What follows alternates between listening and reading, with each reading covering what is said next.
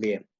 Lo que vemos acá abajo, o sea, ¿qué es el espectro electromagnético? En realidad el espectro electromagnético sería, si bien las ondas todas tienen el mismo, todas se miden de la misma manera, es decir, tienen los mismos parámetros, longitud de onda, la velocidad en que se mueven siempre es c, la descripción matemática de la misma es siempre igual,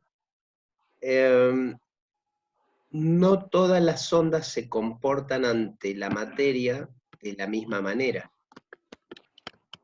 Y esto tiene que ver, por un lado, por el tamaño de las partículas en donde está pasando esa onda electromagnética. Normalmente las ondas electromagnéticas se trabajan o por longitud de onda o por frecuencia. ¿Por qué? Por cualquiera de las dos. Porque como se mueven a la velocidad c, si bien aclaro, esto es en el espacio, en la materia no van a la velocidad c, pueden ir a otra velocidad menor.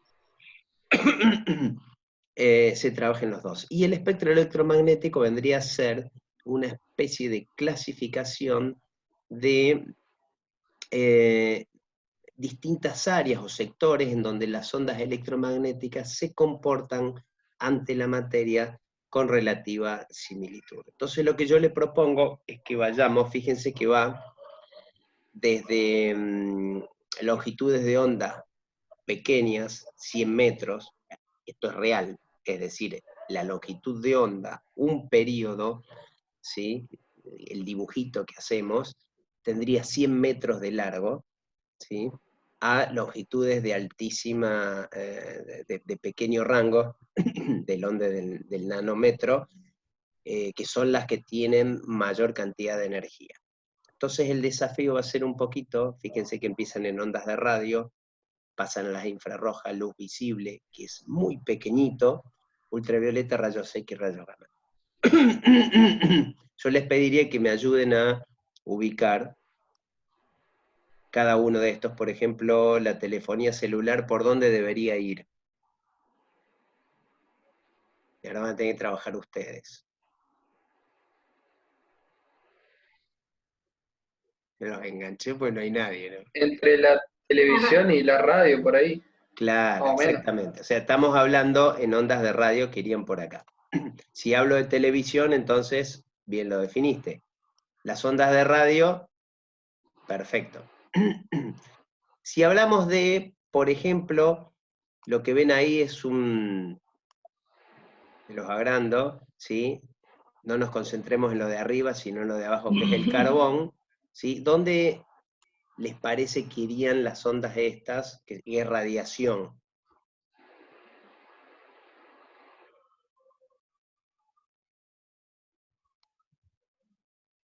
Les doy una pista. Cuando uno calienta, fíjense que se pone un color naranja. En realidad, lo que generan, que son las ondas que generan calor, iría en el sector del infrarrojo. Es decir, cuando yo caliento un cuerpo a temperaturas de donde yo lo veo, en el caso del carbón rojo, yo lo que estoy generando son ondas electromagnéticas en este campo. Acá vemos un arco iris, obviamente el arco iris, por su Sí, en luz definición, visible. iría en luz visible. Lo vamos a poner por ahí. Esto es un radar, y está la palabra, así que no lo voy a andar preguntando, también son ondas de radio. Lo que vemos acá, en realidad, es una fotografía de una antena, perdón, de una galaxia o una explosión de altísima energía. Cuando digo altísima energía, entonces estoy diciendo que son realmente rayos de de muchísima energía y estaría dentro de lo que es rayos gamma. O sea, podríamos ponerlo por acá. Este tipo de rayos, rayos gamas, los vamos a estar recibiendo, los recibiríamos del espacio si no tuviésemos la atmósfera que nos cubre. Bueno, ondas de radio. Fíjense esto, que también es una aplicación muy común, ¿sí? Hoy se está usando con el tema del coronavirus, poder definir termográficamente las cuestiones. lo que hacen es medir una onda electromagnética y en qué parte del espectro debería, si yo estoy midiendo temperatura, las ondas asociadas al calor son estas, o sea, todas las infrarrojas. ¿Sí? Por eso si alguien cuando va, que va una kinesiólogo, le van a poner una lámpara del tipo rojo justamente para calentar ese tejido. Lo que ven acá es una forma de matar bacterias a través de luz ultravioleta, de ahí el color azul, o sea, fíjense que la palabra ultra significa sobre y la palabra infra significa debajo, porque por debajo del rojo está el infrarrojo, por debajo, por arriba del violeta está el ultravioleta. Entonces las partículas ultravioleta o las ondas ultravioleta tienen la particularidad de generar daños en las células. De ahí todos los protectores solares que protegen contra los UV, los anteojos que protegen contra los UV, pues tienen la capacidad energética y por el tamaño y longitud de onda de afectar a los seres vivos, a la vida. Acá tenemos la famosa pistolita que hoy utilizan mucho, que evidentemente también trabaja en el espectro del infrarrojo. Vamos a tener, el ozono 3 es una partícula muy inestable, pero sí es una partícula que su desintegración genera unas ondas que están dentro de lo que es el espectro de rayos X. Estas cámaras solares que trabajan con ultravioleta, en realidad justamente está trabajando en este espectro, de ahí la peligrosidad de abusarse porque estaríamos quemando tejido vivo. El rayo X no es muy difícil definir lo que está en esta zona, el microondas obviamente es del área de lo que es la onda de radio, de hecho aquellos que estén un poquito en telecomunicaciones, las ondas, hay sistemas de transmisión que trabajan en microondas, ¿sí? Lo habrán escuchado. Bueno, es el mismo rango de frecuencias.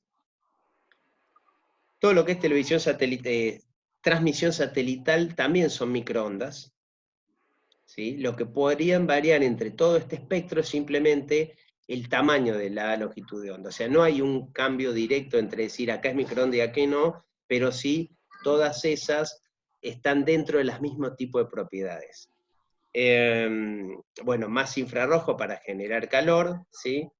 Y una característica que es generar rayos gamas, que se da, por ejemplo, en los túneles aceleradores de partículas. Uno de los objetivos de los túneles, cuando se colisionan estas partículas atómicas, se producen inmensidad de frecuencias, ya vamos a ver por qué, se producen varias ondas, y algunas de esas ondas son del tipo de rayos gamma.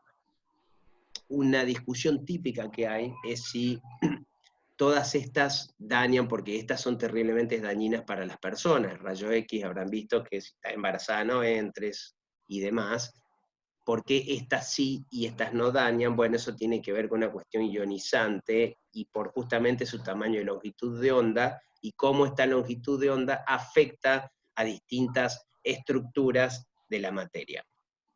A medida que aumentamos la frecuencia, o sea, disminuimos la longitud de onda, el tamaño es menor de esa partícula y tiene capacidad de alterar estructuras más pequeñas. Es decir, que originalmente frecuencias grandes pueden estar alterando en estos valores la microonda, el movimiento de moléculas, como es el efecto del microondas que ya vamos a ver, y a medida que me voy a niveles atómicos, por ejemplo, afecto con la luz visible, y si me voy a niveles subatómicos, donde yo tendría capacidad de mover electrones de lugar, tengo que hablar de ultravioleta en adelante. O sea, si yo muevo electrones, sí modifico la materia, sí podría destruir vida, eso lo puedo hacer con ondas de longitudes de onda muy pequeñas, que son altamente energéticas, ¿sí? Y me generaría problemas. Las otras, entre otras cuestiones, no generarían mayor problema. ¿Sí? Esto a nivel de lo que son las propiedades de la onda.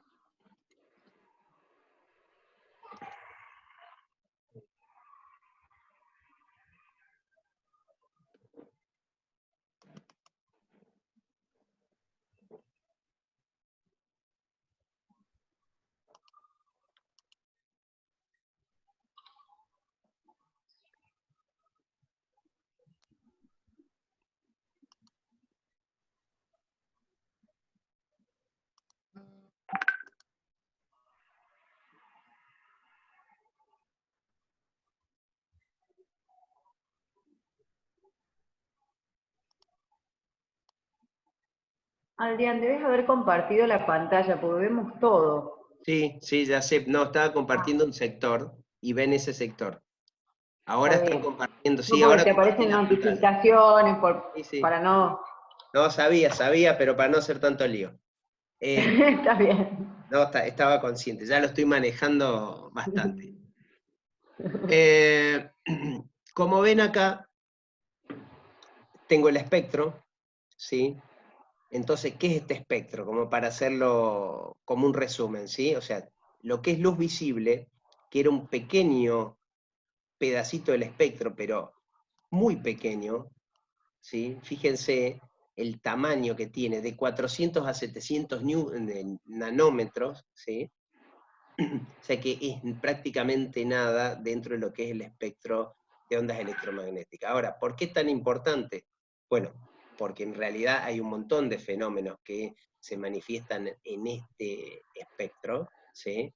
Y en la próxima clase lo que vamos a ver justamente es explicar a través de el análisis de la luz visible, o sea, de esa pequeña porción de ondas electromagnéticas, por qué se generan el arco iris, por qué se genera el color rojo de la atmósfera en los atardeceres y en los amaneceres, por qué vemos el cielo azul, por qué vemos inclusive el hielo de los glaciares en un tono azul, cuando sabemos que si el aire es transparente, el cielo debería verse en todo caso negro, veríamos el espacio como en cualquier lado, sin embargo lo vemos azul. El hielo lo vemos que es transparente y sin embargo lo vemos azul.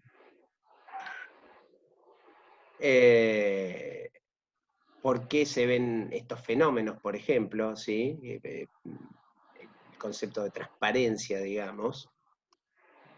El concepto de reflejar, de reflexión, es decir, por qué se da ese concepto, cómo funciona, conceptos de espejismo que hemos visto que es tan común en la ruta, el concepto de multicolor que tienen las burbujas, por ejemplo, las burbujas de jabón, perdón, el famoso experimento que se hace en los chicos de la primaria, de que se quiebra el lápiz cuando yo lo meto dentro de un vaso, que tiene como criterio, el concepto de la luz láser, hoy ya prácticamente en el olvido, el CD, pero sí por qué se generan todos esos colores en una superficie que en realidad si yo la veo es gris.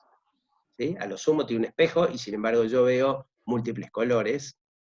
El concepto de la fibra óptica como tal, por qué funciona, o sea, cómo aplicar un fenómeno físico a una solución. En realidad son muchas de estas soluciones tecnológicas, y por qué funciona así y cuáles son los factores a tener en cuenta. Bueno, por qué funcionan las pantallas, cómo son las pantallas. Todo esto se va a explicar en 4 o 5 propiedades que tiene la luz, que tienen todas las ondas electromagnéticas, pero la ventaja es que la luz nos permite verla, simplemente porque tenemos un sensor adaptado a detectar estas longitudes de onda, que obviamente, están las claras, son los ojos, ¿no? Y hay una particularidad más. Esto tiene que ver con que nosotros estamos dentro de el sistema solar, nuestro Sol emite radiación y nuestra atmósfera filtra mucha de esa radiación y permite pasar una radiación por sobre todas otras. La que más permite pasar, o sea, adecuada a nuestros ojos, es justamente la luz visible. Lo que nosotros percibimos como luz visible tiene esta curva, así como habíamos visto con el sonido, es decir, de día nuestros ojos van a ver con mayor amplitud los colores amarillos, y en los bordes, ya sea azules y rojos, pierde calidad. De noche esto se corre, vemos en blanco y negro, con poca luz, y la sensibilidad de nuestro ojo se corre. Vamos a hacer la última partecita del el tema, espero terminarlo antes, y si no queda ahí, pero lo voy a apurar. Quedan 10 minutos. Controlame el reloj, Hanna, así no perdemos nada de datos. Te aviso Cuando falten 2 minutos. 2 minutos y listo. Después todo va a estar en YouTube. Lo vamos a subir al campo, a los links, al campus. Cuando funcione el campus, que no siempre funciona, se meten o Sí, se lo ahorita. pasamos por WhatsApp y lo ven los links. Bien, vamos a ver ya, entrando un poquito en la física en sí, en la física 3, vieja, física electrónica, ¿qué pasa con el tema de las teorías de la luz? Hasta ahora estuvimos viendo el modelo ondulatorio, ¿sí? Fíjense esto, Don Huygens lo hizo allá por el 1600, lo cual uno se siente totalmente deprimido, porque no lo alcanzamos a entender 400 y pico años después, y este tipo se le inventó él, ¿no? Es el problema de la física. La teoría ondulatoria habla de lo que vemos ahora, de las ondas, de la forma en que se manejan, un campo E, un campo B, que se autoinducen, que se mueven a velocidad C. El problema es que casi en la misma época, Don Newton, probablemente cuidándose de la peste bubónica, tenía una teoría que de hecho es una teoría mucho más vieja, todavía ya los griegos lo tenían, que decía que la luz era en corpúsculo, era materia, ¿sí? Entonces esa materia era como que nos pegaba en los ojos y así veíamos. En su momento parecía sumamente lógica, de hecho era mucho más natural pensar en la corpuscular que en la teoría ondulatoria. O sea, un flujo de partículas que nos pegabas en los ojos y por eso veíamos, ¿sí? Bien. El tema es, ¿cuál de las dos teorías es la que funciona? Algunos ya más avesados se están dando cuenta hacia dónde voy a ir. Vamos a ver la ondulatoria. Esta teoría funcionaba bien porque podíamos aplicar muchos fenómenos. Por ejemplo, la reflexión. Cuando yo me miro en un espejo, la reflexión que vimos en las ondas, que vimos en la primer clase, la puedo explicar ondulatoriamente. La hemos explicado, ¿sí? La refracción, un fenómeno que vamos a ver a continuación, pero que tiene que ver con cuando yo miro por debajo del agua, o sea, yo estoy arriba del agua y veo lo de abajo, ese lápiz que se quiebra tiene que ver con la refracción. La interferencia, también la vimos como propiedades de la mecánica ondulatoria. Este hombre, Thomas Young, ha demostrado muchos de estos fenómenos justamente, pero, siempre hay un pero, acá tenemos Maxwell que adhirió a lo de Huygens puesto, y Hertz que también trabajó. O sea, todas estas personas aportaron esa teoría ondulatoria.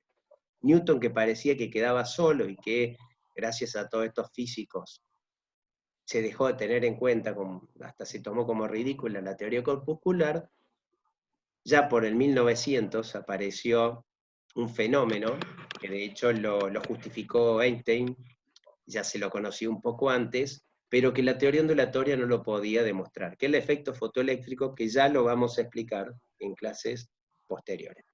Bien, este efecto no era explicable, entonces la teoría funcionaba para casi todo, como muchas cosas, pero ya se pensaba que iba a aparecer. Resulta que no.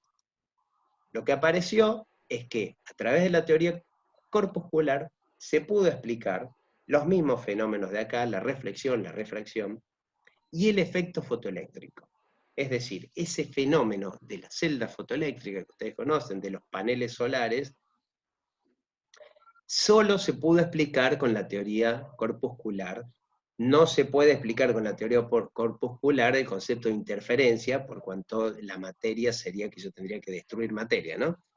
Pero bueno, tenemos entonces una teoría que explica ciertos fenómenos de la luz, cómo se comporta, y cuando hablo de luz, se extiende a onda electromagnética, y ciertos fenómenos de la teoría corpuscular. ¿Qué terminó siendo esto? Algo que probablemente ya ustedes lo intuyen, la pregunta del siglo pasado, que fue, ¿la luz es una onda o una partícula? Y ustedes, alumnos, ¿qué me dirían de este tema? ¿Qué es?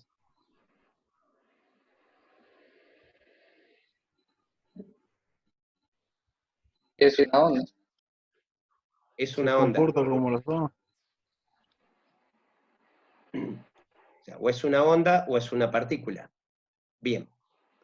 Daría más, pero por miedo a que se me corte la hora, yo le diría que ahí apareció la nueva teoría, que es la naturaleza dual de la luz, o sea, la luz es onda y es partícula a la vez. O sea, se comporta como onda para ciertos análisis y ciertos fenómenos, y como partícula para otros fenómenos. Entonces, lo que nos va a quedar de ahora en más es empezar a estudiar a la luz como onda, para algunos casos, que es adecuado, y como partícula para otros casos.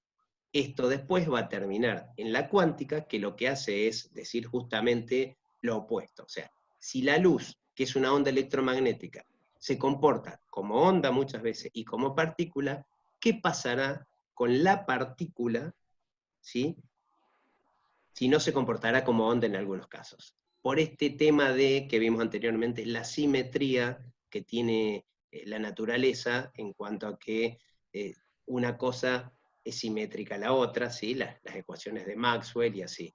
Entonces, acá queda cerrado el tema. La realidad es que la luz es onda o partícula, y vamos a ver ejemplos de que se comporta como onda y ejemplos donde se comporta como partícula.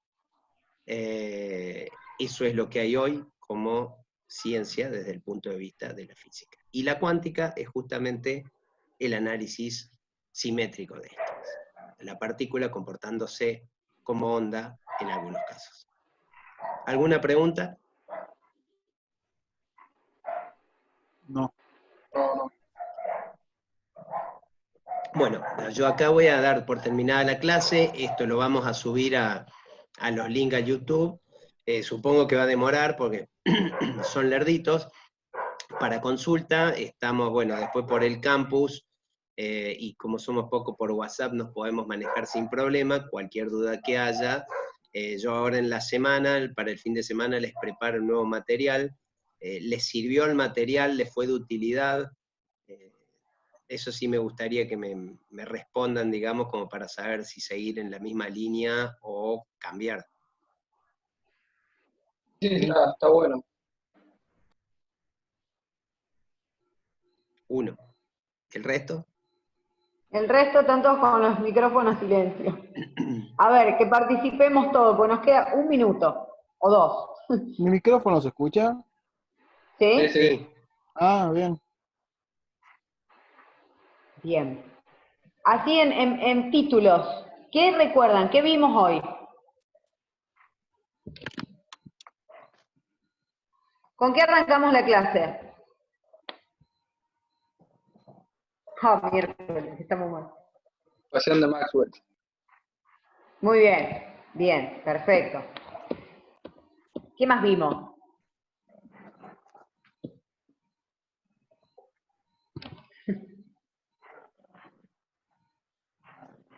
¿Están? ¿Me escuchan? Sí. ¿Qué más vimos aparte de ecuaciones de Maxwell? Antes que se corte, como para tener los títulos, aunque sea, tratemos de recordar a vector Pointing de... también. Bien. ¿Qué más?